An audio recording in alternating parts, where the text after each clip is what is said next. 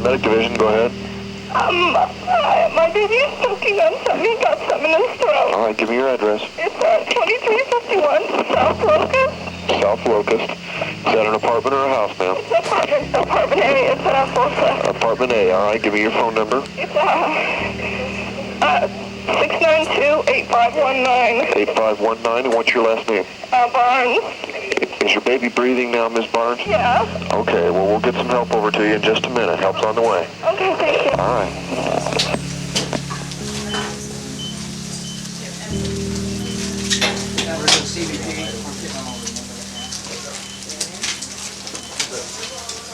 Did you find a pressure? No, I can't. I'm waiting for the diabetic because I can't even feel anything. I can't. His pulse doesn't stay around long. What happened was good. I don't. Got anything else you need? Where do I take that? There it is. Okay. Where do I take that? Huh? Ready? Okay. Get the other side of the bathroom. Yes. Just. Do we get any blood pressure at all on it? No. It's easier just to. Can we get a Doppler then and see if we can find a blood pressure with that? Do you feel any? Just close. They're really thready over here, so we'll get those lines in. Okay. Yeah. You got to don't like he's breathing too early. It's just going to cross stable. So Go sideways and just more or less. No, go from one of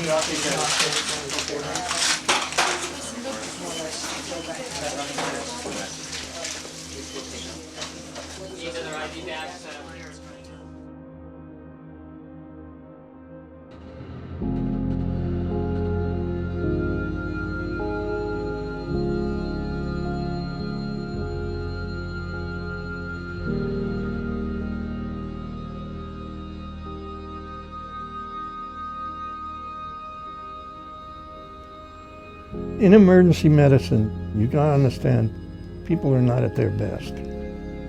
They're scared.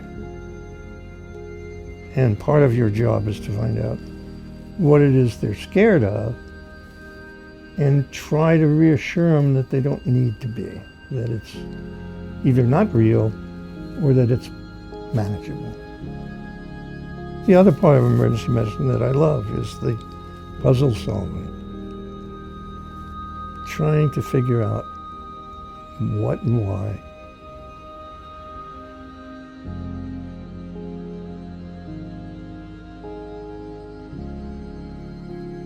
I was always terrified that I was going to kill someone. I was always terrified that I was going to be responsible for somebody dying. And so, starting in that environment was my worst possible fear. One I remember was a guy who came in with angioedema, and he he had his hand in his mouth because his tongue was swelling, and he needed his hand in his mouth to be able to breathe. And he was like this big 6'4" guy, and he was panicking. And I sort of intubated him nasally while 4 people held him down. And I just got it right down, and then we paralyzed him, and I was like, and I remember feeling like I saved his life, But I don't think about medicine that way anymore. Because I always think, if I'm doing something that saves somebody, it's what people should do. I'm doing what I've been trained to do.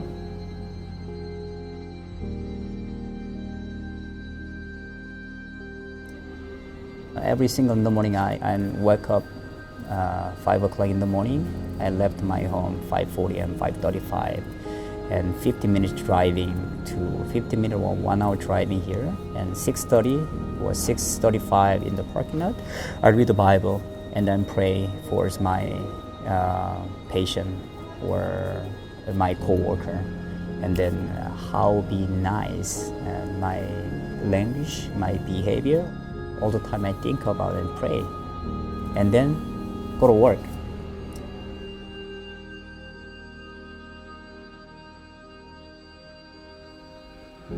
I just just wanted to take care of animals, and I'd bring every sick animal home.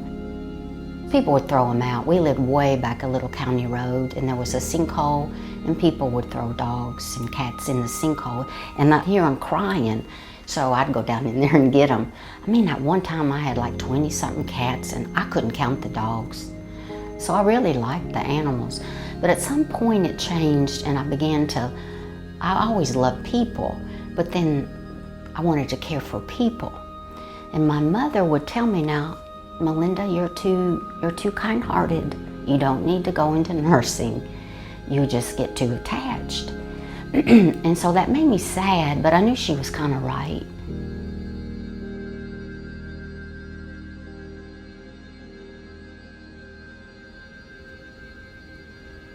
And that's where clinical judgment comes from.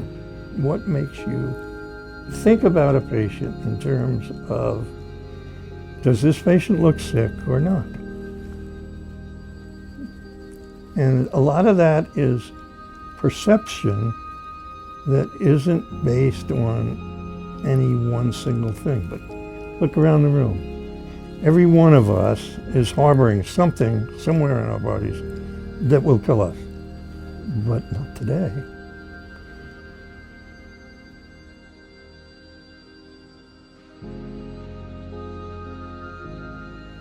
Well, one of the things is not just to be good with kids, because most of the time it's the families that you're interacting with. You may have to say that you don't have to do anything, even though they're very concerned by the fever, the pain, whatever it is, versus the little one that you know requires more evaluation, and convincing the family that you have to draw blood and urine and do a spinal tap. This is their one and only, or whatever, their child, and you have to be ready to go either way.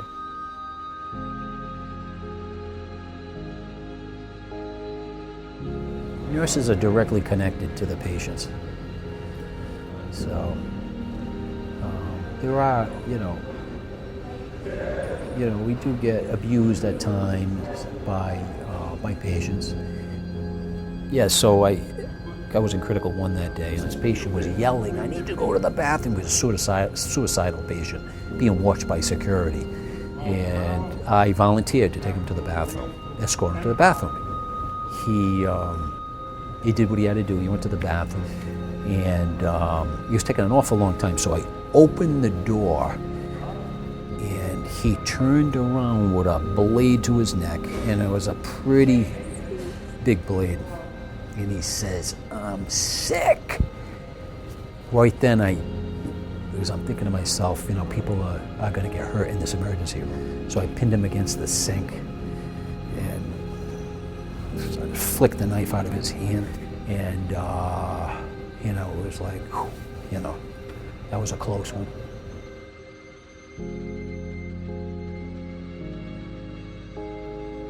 I remember once on Halloween, someone coming in. I remember he was wearing fishnets, and he fell off of a roof, and just the bone sticking through the fishnets. It's just like, you just can't ever erase it. So every time I go near a ledge. And then I remember I was here when there was a woman, there's been so many, pushed onto the subway tracks, and she was transected. Like literally her legs were on the bottom, and her torso was on the top of the sheet. And we didn't try to resuscitate her because she was dead on arrival, but every time I go to the subway, I go by the wall. That's PTSD, right? That's not, I'm always thinking, if someone's behind me, I automatically think they're gonna push me onto the tracks. That's just my immediate reaction.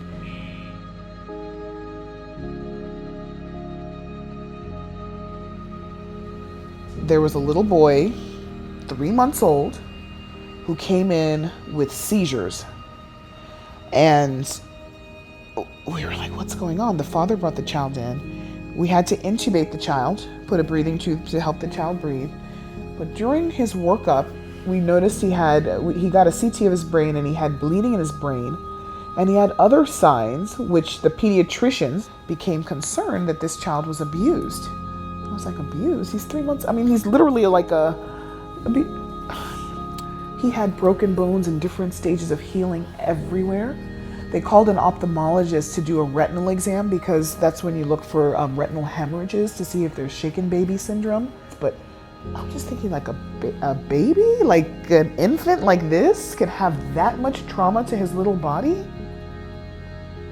And so they questioned the father, and I remember the father said that he gave the child to the little sister, and that she was rocking the baby, and maybe that's how the baby got hurt. And they said, no, sir.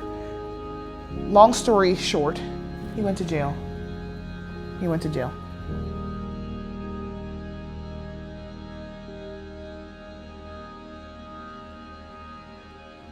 We started hearing things on the police radio.